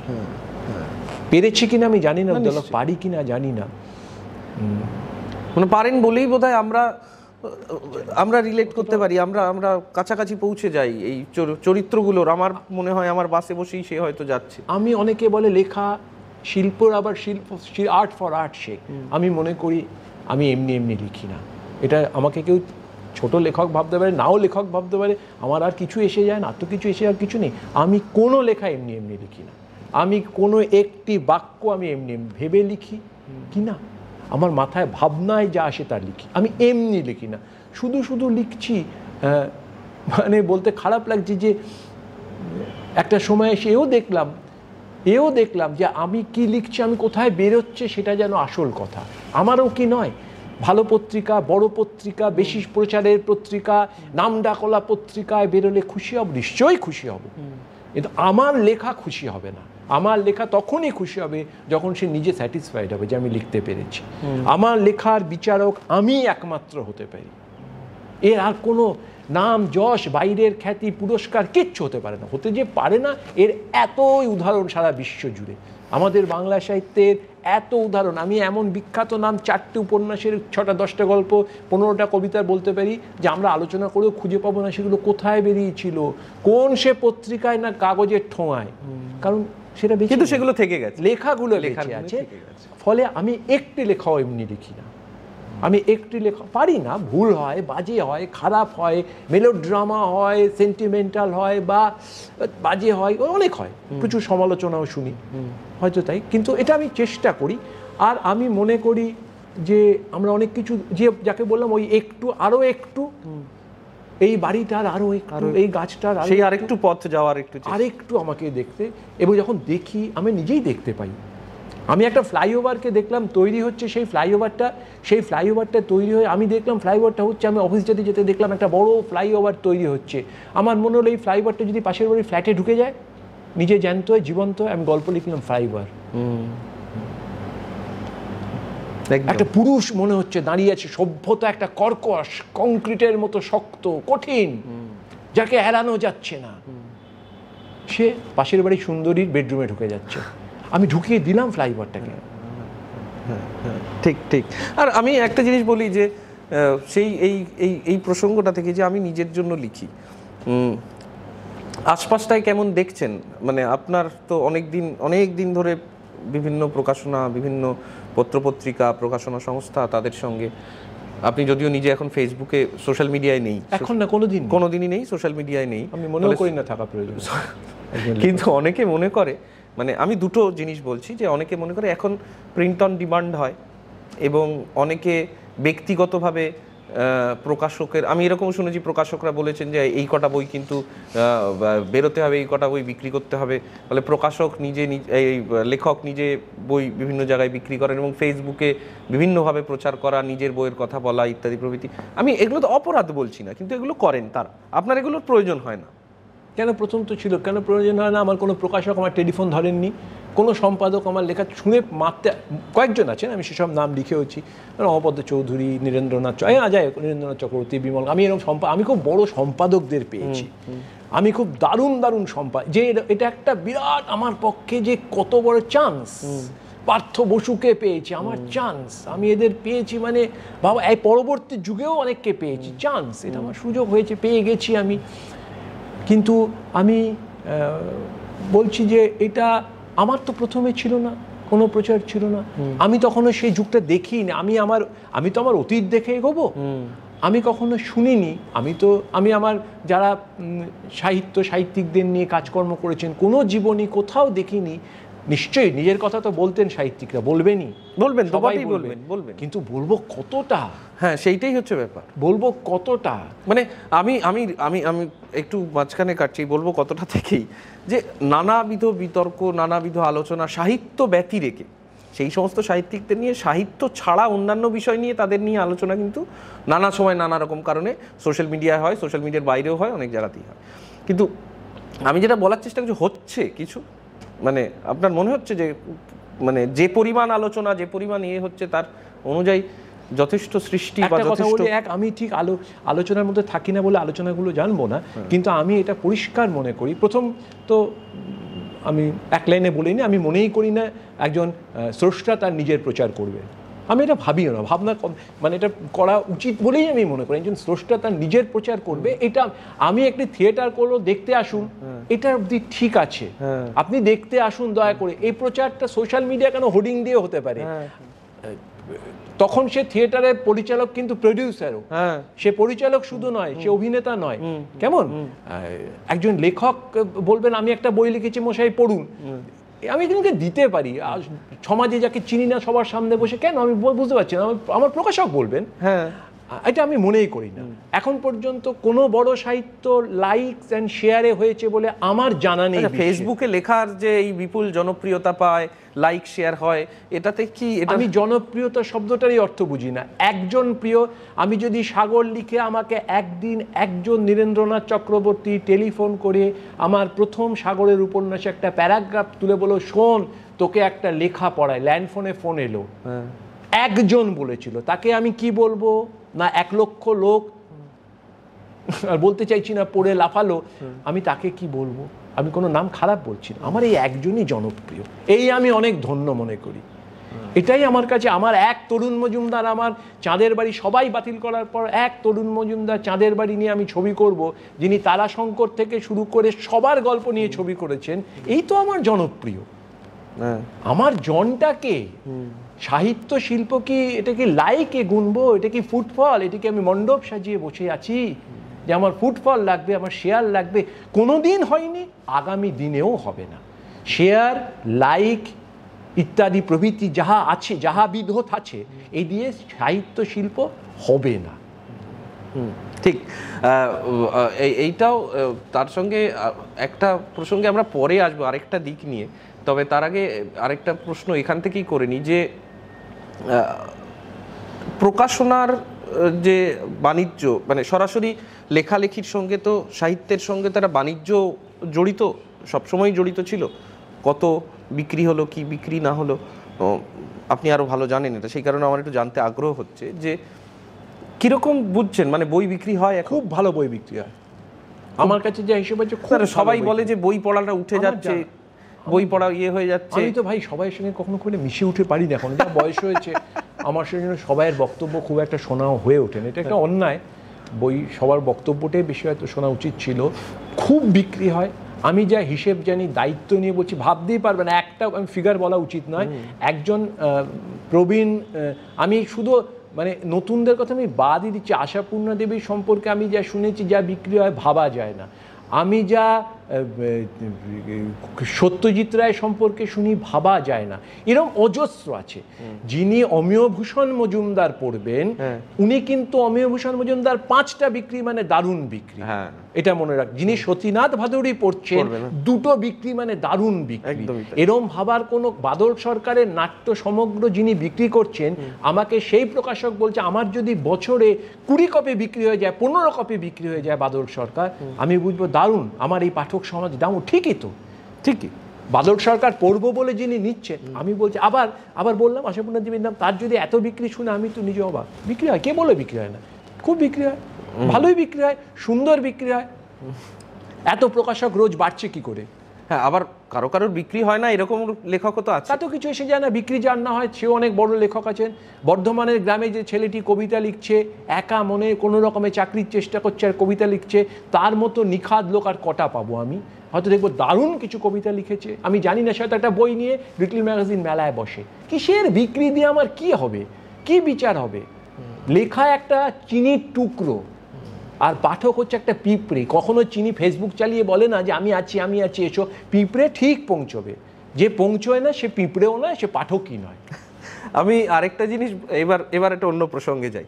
আপনি তো গান শুনতে খুব ভালোবাসেন, এইবার এই প্রসঙ্গটায় যাই যে গান শুনতে খুব ভালোবাসেন আপনি, ব্যান্ডের, হ্যাঁ, এটা আমার লেখালেখিতে খুব, আমাকে লেখালেখিও প্রভাব। আমার মনে আছে আমি জল গল্প, যে গল্পটা লিখেছিলাম, আমার একটা গানের শোনার পর মাথায় এসেছিল, আমার খুব ইফেক্ট। আমি গান শুনতে, সবাই গান শুনতে ভালোবাসে, আমি তো গানের হতো।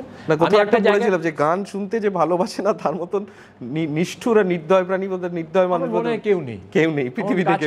পৃথিবীর কোনো প্রাণী নেই, কোনো প্রাণী না, মানুষ নয়, সব গান শুনতে, গান তো শুনতেই হবে। এবারে আমি একটা জায়গায় কাজ করতাম, বললাম না, একটা খবরের কাগজে, সেখানে সোনার বাংলা বলে একটি পত্রিকায়, সেখানে আমি দায়িত্ব পাওয়ার পর প্রথম একটি খবরের কাগজে গান বাজনা পাতা তৈরি করেছিলাম।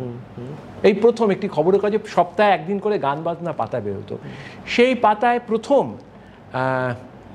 খুব বড় করে প্রচার হলো মণিদার হতো। খবরের কাগজে এর আগে কোনো প্রচার হতো না, কোনোদিন খবরের কাগজে প্রচার হয়, মানে এটা গৌতম চট্টোপাধ্যায়, মণিদার কথা গৌতম চট্টোপাধ্যায় বলছে, দায়িত্ব নিয়ে বলছে। ওই গান বাজনা পাতাতেই প্রথম খবরের কাগজে এত বড় প্রচার মণিদা কখনো পাননি।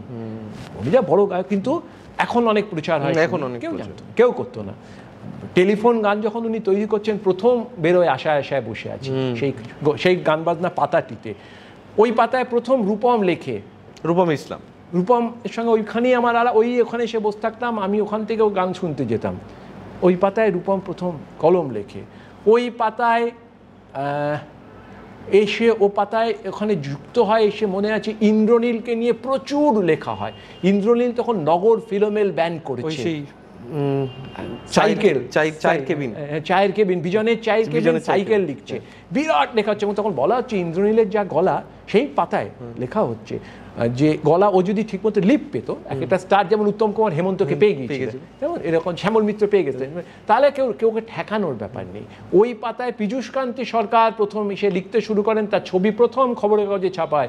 ওই পাতায় প্রথম চন্দ্রবিন্দু বসে আড্ডা মেরে গান গেয়ে, চন্দ্রিল, উপল, অনিন্দ আমার বাড়িতে মনে আছে, আমার সামান্য, আমার তখন গান শোনার এত কম পয়সা রোজগার করতাম, এটা ওয়াকম্যানে তার লাগিয়ে ওপরে স্পিকারে শোনাতাম, বাড়াতাম, আর কিছু আমার কেনার পয়সাও ছিল না। আমি এটা দায়িত্ব নিয়ে কেন বলছি, এটার সঙ্গে আমার জীবন অনেকেই করে এরকম। আমি তখন বলছি এইরকমভাবে তখন ব্যান্ড সঙ্গী বাংলাদেশের সব তখন ফিডব্যাক থেকে শুরু করে সমস্ত মাইলস, তো মানে সমস্ত, এখন আমি গানগুলো বলতে পারি, এখনও আমার কাছে সেই সিডি ভর্তি, লিখে লিখে ভর্তি আছে। এখন তো সিডি লাগে না। এটা তখন এত কিছু জানাজানি, তখন সুমন তার আগে শুরু করে দিয়েছে, কারণ সুমনের গান তখন তার আগে শুরু করেছে, বা নচিকেতা তখন কাছাকাছি চলে গেছে, অনেকটা নাম করে ফেলেছেন। শিলাজিৎ এসে আমার মনে আছে ওখানে, আমি শিলাজিৎকে নিয়ে লেখা হচ্ছে, শিলাজিৎ তখন সবই শুরু করছে, ঘুম পেয়েছে, বাড়ি যা, সবই শুরু করছে।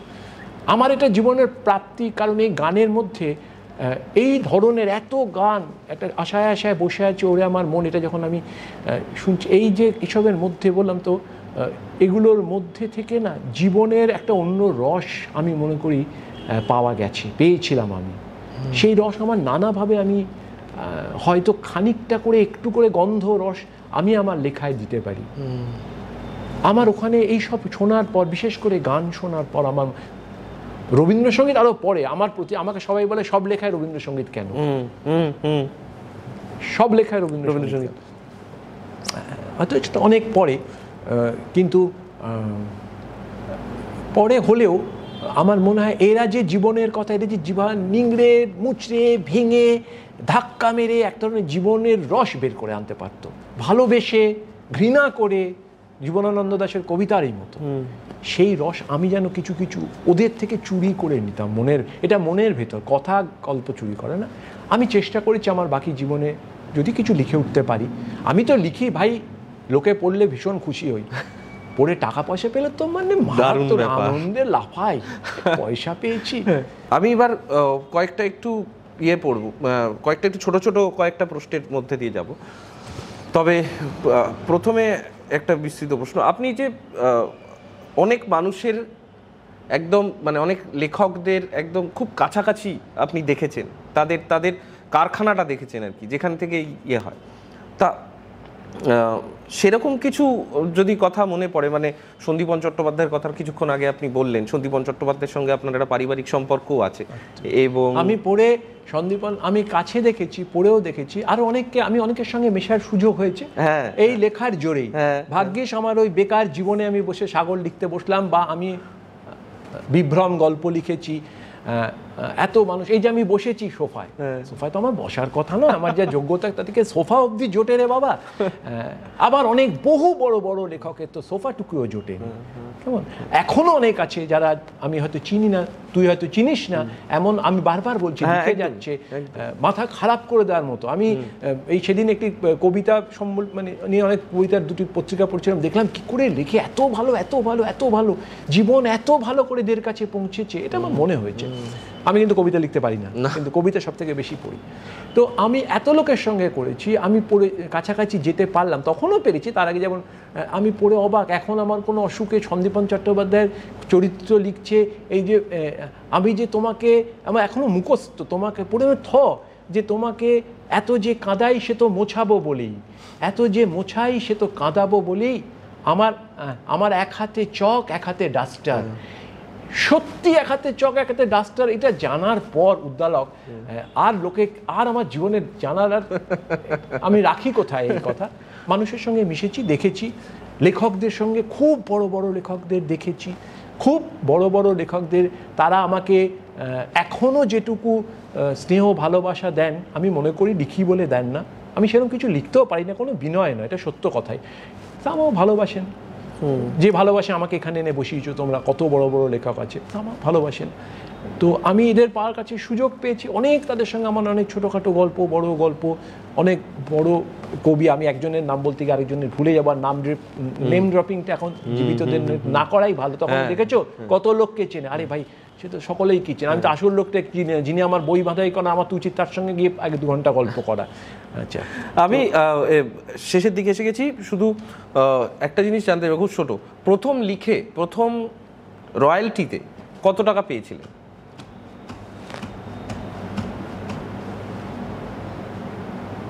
মনে পড়ছে না, খুব কম, মানে 500 300 এইরকম হবে, খুব কম।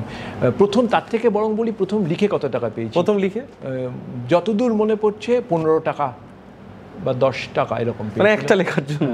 আনন্দমেলা ছোটদের বিভাগে লিখে মানি অর্ডার টাকা এলো 10 টাকা। আর এখন যে কাজটা করতে হয় এখন, মানে লেখাটা তো এখন খুব নিয়মিত এবং ভলিউমে অনেকটা, কোয়ান্টিটিতে অনেকটা লিখতে হয়, এটা লিখতে গিয়ে কখনো কি ক্লান্ত লাগে? নিশ্চয়ই, 100 বার লাগে, নিশ্চয়ই। ছোটবেলায় যেমন যাতে বিছানা থেকে উঠতে, সকালবেলা উঠতাম না কেন, কারণ পড়তেও বসতে হবে, আবার আমিও এখন ঘাপটি দিয়ে শুয়ে থাকি যে আবার লিখতে হবে গল্প। আপনি কি রোজ সকালে উঠে লেখেন? রোজ সকালে উঠে লিখি, রোজ সকালে উঠে লিখতে বসি। আবার বলেছি যাহা লেখা হয় তাহা লিখি, তাহাই লেখা, এরকম ধরার কোনো কারণ নেই। দাদা তুমি একটি দুটি মলাটের মধ্যে কিছু পাতা ছেপে বলে একটা বই, এটা বই নয়, কেমন? ঠিক ঠিক। তারপরে বললে কেন লোকে বই পড়ে, যে বই যে পড়বে লোক, আরে ভাই আমি যে লিখেছি যেটা লেখা পড়বে। কিন্তু আমাকে নীরেন্দ্রনাথ চক্রবর্তী বলেছিলেন যে বাবা একটা কথা, লেখা কোনো ছেলে মানুষই নয়, রোজ বসতে হবে। সে কি, সে একদম রোজ বসতে হবে, যেমন পড়াশুনো রোজ করতে হয় তেমনি যদি তুমি লিখতে চাও। আমার লেখা পড়েই বোধহয় মনে হয়েছিল যে লিখতে আমি রোজ উঠে, যদি অন্য খুব একটা কিছু না হয়, কেমন 365 দিনের মধ্যে 350টা দিন উঠে আমি প্রথমে কম্পিউটারটাকে অন করি ফার্স্ট, তারপরে চা করি, মুখ ধুয়েই কম্পিউটার অন করি, করে আমি বসি, লিখতেও পারি না, ফোনে গল্প করি। উদ্দালক একটা কথা বললো, উদ্দালককে ফোন করলে গল্প করলাম, সেটাও আমার গল্পটা, আমার গল্প করায় ভীষণ আনন্দ। আমার মনে হয় যত গল্প করি তত মানুষ জানতে পারে, আমার মনটা ক্লিয়ার হয়, পরিষ্কার হয়। এবং তারপরে লেখা শুরু, তারপরে লেখা শুরু বলে কিছু না, মাঝে মাঝে লেখা, মাঝে মাঝে লেখা, তার মধ্যে অফিস করি। আচ্ছা, তারপরে যখন লিখতে হয়, যখন চাপ খেয়ে যায়, তখন এমন লিখতে শুরু করে বুঝতেই পারছি না, মানে সম্পাদক আর ছাড়বে না, প্রকাশক আর ছাড়বে না, কিন্তু রোজ বসি। আজ একদিন দুদিন, আমি 40 বছর না, আমি 25 বছর রোজ বসি। 25 বছর রোজ বসি। তো রোজ বসার অভ্যাসটা থেকে মাঝে মাঝে ক্লান্তিও তৈরি হয়, সেটা আপনি বললেন যে কখনো কখনো মনে হয় যে রোজ বসতে ক্লান্তি না, আমি লেখা ছেড়ে দেবো তাও বলবো ক্লান্তি, মানে আবার একটা গল্প লিখতে হবে, অনেক তো হলো, আর কি পারবো, আবার একটা উপন্যাস লিখতে হবে, আবার কিছু লিখতে হবে, ওরে বাপরে বা যা হয়, ফাঁকিবাজ চরিত্রে ফাঁকিবাজ হলে যা হয়, আমি অবাক হয়ে ভেবে দেখি যে আমাদের আগে যারা লিখেছেন কি মানে বঙ্কিমবাবু অত কাজ করার পর লিখেছেন, তারাশঙ্কর তুমি দেখলে তুই ভয় পেয়ে যাবি, মানিকবাবু লিখে গেছে, শরৎচন্দ্র চট্টোপাধ্যায় কি লেখান লিখেছি, মানুষ কি লেখা যায়। আর আমরা তো কত সহজে লিখি, আমাদের মাথার উপর ফ্যান করে এসি চলে, কম্পিউটার চালাই, আমরা কিছু পয়সাও পাই লিখে, মানে আগের লেখকরা তো পয়সা পেতেন না। ফলে এটা তো ঠিক আছে, এটা তো বিলাসের পরিশ্রম হয়তো মনে হয়। আচ্ছা, আপনার যতদিন আপনি শারীরিকভাবে সক্ষম, লেখার মতো সক্ষম থাকবেন, ততদিন কি আপনি লিখতে চাইবেন, নাকি একটা সময়ের পর গিয়ে বলবেন যে আর না? আমি এক্ষুনি বলতে চাই আর না। শারীরিক সক্ষম থেকে না, কারণ শারীরিক সক্ষম না থাকলে ঘুরতে পারবো না, বেড়াতে পারবো না, তোর সঙ্গে আড্ডা মারতে পারবো না, নিষিদ্ধ কাজ যেগুলো সমাজের সেগুলো তার মধ্যে ঢুকতে পারবো না। আমি এক্ষুনি চাই ভাই, কথা না। কিন্তু লেখার পর উদ্দালক আনন্দ হয়, আনন্দ শুধু না, ওই অনুভূতিটা আমি জানি না, হয় স্বর্গীয় নয় নারকীয়। কখনো মনে হয়েছে যে আর এটা হলো না, এটা পারলাম না, আমি যেটা করতে চাইছিলাম? কোনোদিনই তো পারি না, তো মনে হওয়ার কি আছে, এটা তো কোনোদিনই পারি না। কিন্তু আমি বারবার বলছি, একটা লেখা কেমন না, একটা গান একমাত্র গায়ক নিজে বোঝে কেমন গেয়েছি, একটা লেখা কেমন লিখেছি সে নিজে বোঝে, যদি না বোঝে সে কিন্তু ভাবে এই সম্পাদক বুঝলো না, প্রকাশক বুঝলো না, উদ্দালকের বইটা বিক্রি হলো, পাশে আমার বইটা কেউ কিনলো না, বুঝলো না, ঠিক নয়, আমাকে মার্জনা করবেন, এটা ঠিক নয়। আর যদি সে বুঝতে না পারে কেমন লিখলাম, তাহলে একটু গন্ডগোল আছে ভাই, গোলমাল আছে। আর লেখা এই সে নিজেই বুঝে ঠিক করবে যে আমি পারলাম কি পারলাম না। কিন্তু আপনি এক্ষুনি অবসর নিতে চাইলেও বা না লিখতে চাইলেও তো আপনাকে রেয়াত করা হচ্ছে না, সুতরাং আপনাকে এখন এটা চালিয়ে যেতে সাহস নিই হয়তো, থাকলে হতো। কিন্তু এটা চালিয়ে যেতে হবে। এই শহরটা, যে শহরটায় আমরা প্রতিনিয়ত বাঁচি, যে শহরটার সঙ্গে বাঁচি, সেই শহরটার সঙ্গে প্রচুরতার লেখা, আমাদের রোজকার জীবনের সঙ্গে প্রচুরতার লেখা একটা কেমন আষ্টে পৃষ্ঠে জড়িয়ে গেছে, শীত গ্রীষ্ম বর্ষার মতো। শারদীয়াটা ঘরে এলে, যখন আমি শারদীয়ার কথা, আমিও শারদীয়ার কথাই বলি, মানে আমার উপন্যাস পড়ার জায়গাটাই শারদীয়া থেকে শুরু। সো শারদীয়াটা এলে প্রথমে খুঁজে দেখার চেষ্টা করি যে প্রচ্যুতগুপ্তের উপন্যাস এবার কোথায় কোথায় বেরোল, কী লিখলেন তিনি। এবং ফলে এই আমাদের যাপনটার সঙ্গে, সুখ দুঃখের সঙ্গে, আমাদের রাত দিন, সূর্যগ্রহণ চন্দ্রগ্রহণ সমস্ত কিছুর সঙ্গেই বোধহয় প্রচুরতা কেমন একটা জড়িয়ে গেছেন, মিশে গেছে। শুধু সাহিত্যিক হিসেবে নয়, তিনি একজন কথক ঠাকুরের মতন আমাদের গল্প বলে চলেছেন অবিরাম। এবং সেই গল্প বলাটা চলতে থাকুক, সেই গল্প বলাটা থেমে গেলে আমাদের জীবনের অনেকগুলো, আমি ট্রেনে যেতে যেতে দীর্ঘ যাত্রায় কখনো রাত্রিবেলা শুয়ে শুয়ে, কখনো খুব সিরিয়াস কোনো রেফারেন্স খুঁজতে গিয়ে সবসময় কোনো না কোনোভাবে প্রচুরতার গল্প, প্রচুরতার উপন্যাস, প্রচুরতার লেখা আমাদের কাছে চলে এসছে। শুধু গল্প উপন্যাস বলবো কি, কখনো সম্পাদকের প্রবন্ধ আমাদের কাছে রেফারেন্সে চলে এসছে। যাই হোক, আমাদের একটা দীর্ঘ আলোচনা হলো, একটা জীবনকে আমরা কিছুটা বুঝতে চেষ্টা করেছিলাম প্রথম থেকে, সেই যাপনটাকে, সেই জীবনটাকে একটা বুঝতে পারলাম। প্রচুর অনেক ধন্যবাদ আমাদের এতক্ষণ সময় দেওয়ার জন্য। তোকে অনেক ধন্যবাদ। যেমন অনেক বকবকানি শুনলে, এইসব যারা আমার সঙ্গে কাজ করলেন ক্যামেরার পিছনে দাঁড়িয়ে, তাদের যে কি বিরক্ত, তারা আমাকে থামলে বলবে। তবুও আমরা প্রচুর শেষ একটা কথা আমাকে বলবো, মানুষ পড়ছেন এবং মানুষ পড়ছেন, কোনো হতাশ হওয়ার জায়গা নেই। মানুষ যেমন থিয়েটার দেখছেন, মানুষ যেমন খেলা দেখছেন, মানুষ তেমন পড়ছেনও। কোনটায় সংখ্যা বেশি, কোনটায় কম, এটা কোনো বিচারই না। ঠিক। আমরা শেষ করছি আজকের এই পর্ব। ধন্যবাদ, নমস্কার।